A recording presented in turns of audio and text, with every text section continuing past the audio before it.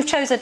Naturally, Boris Johnson's making a splash this weekend, and you've gone for these stories that I think have made the Times, the Telegraph and the Observer front pages. So, as I've just described, the Blonde bombshell is back. Basically, he's saying that he wants to keep Brexit's end up in this negotiation over the protocol. What's your opinion of this intervention? Because this is the guy that just won't go away. He's a thorn in Rishi Sunak's side. It's wonderful publicity for him, and I'm sure it's all designed around keeping him relevant and in the game. I mean, after all, he was the person who's negotiated and signed the original protocol, which has proved to be so controversial.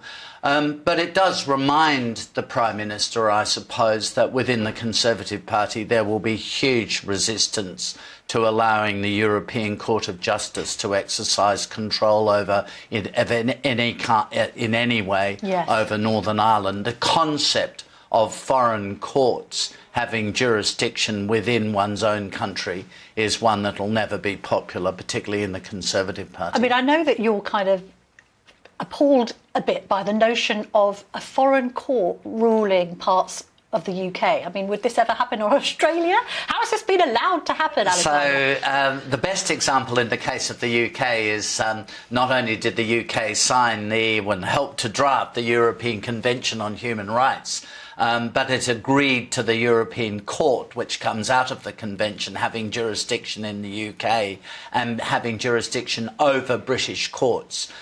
So in Australia, that would be a fundamental breach of national sovereignty to allow foreign courts to have jurisdiction over our own courts. And this, of course, leads to the European Court of Human Rights in Strasbourg having control over the UK government's immigration policy. Do you think we should leave the ECHR? Well, I think leaving the convention would be hugely radical and controversial, and it might not even get it through the Parliament.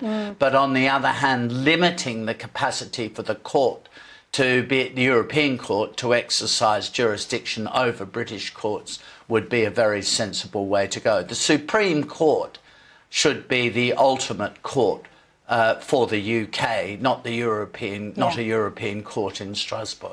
Now, you've also chosen, on a Boris theme, this spread in the Mail on Sunday, which is talking about this Privileges Committee hearing, which is imminent. It's going to be televised. There's lots of talk about whether Boris Johnson can or can't be represented by lawyers. But there's a suggestion that it's not inconvenient to Rishi Sunak to have Boris Johnson on the ropes like this. If at the worst case, he gets found guilty of misleading Parliament, he could lose his seat.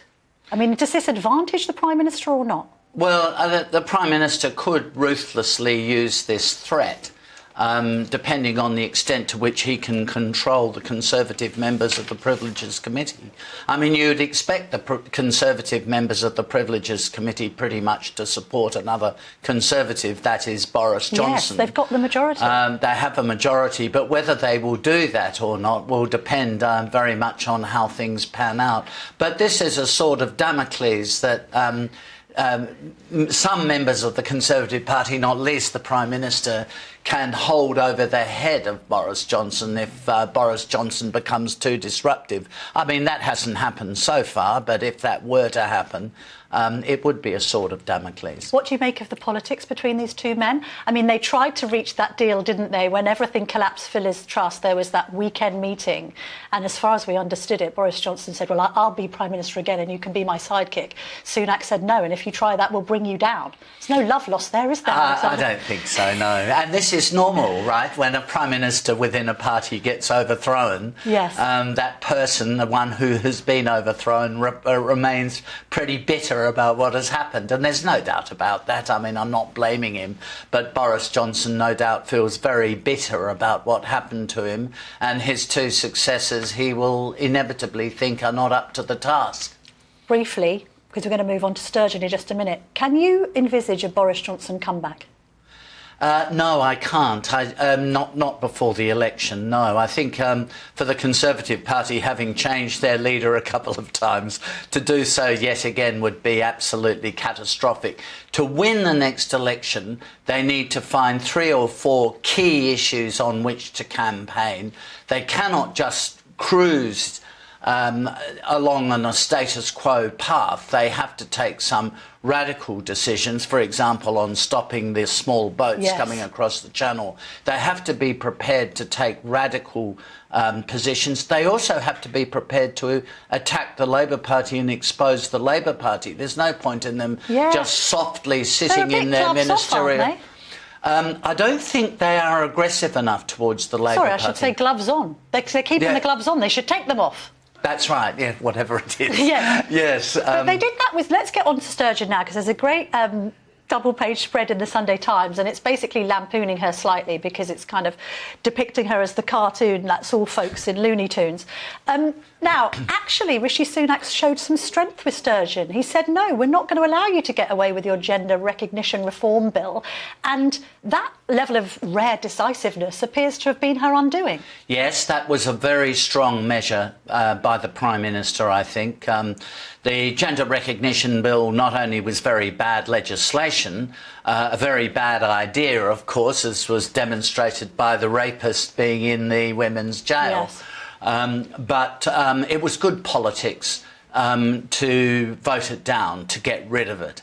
And it just goes to the point that I'm making, that the Conservatives, if they want to win the next election, have got to show some steel. They've got to be prepared to be ruthless from time to time.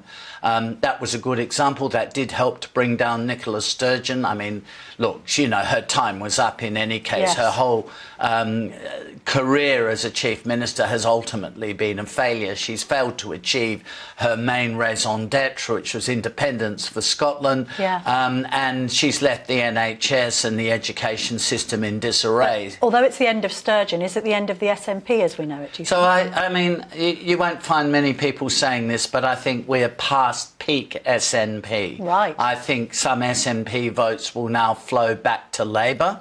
Not too many of them will go to the Conservatives, I suppose.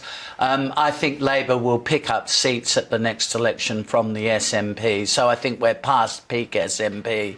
Does Sunak get to claim he saved the union? I don't think he should come out and say that. But there's no doubt about it. The decisive position he took on the gender recognition bill has led to the undoing of Nicola Sturgeon, which has helped the union, if not saved it. On decisiveness, the other story you chose as the kind of right versus left story of the week is this idea that the government can try and block Sadiq Khan when it comes to this ULEZ expansion. It's meant to be happening in August. Briefly, Alexander, this is a good idea, you think, for the government to go up against the London mayor? Great politics. This is great politics for the Conservative Party.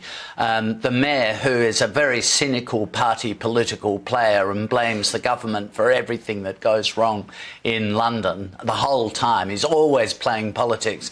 This is an opportunity for the Conservative government, for the Prime Minister, to play politics with the mayor, to overturn his expansion of the ULEZ. It's an easy attack line. Easy. Just say, listen, this disproportionately affects people on lower incomes who have got older cars. I mean, it's completely regressive. Rich people with Bentleys and Porsches, it's not going to...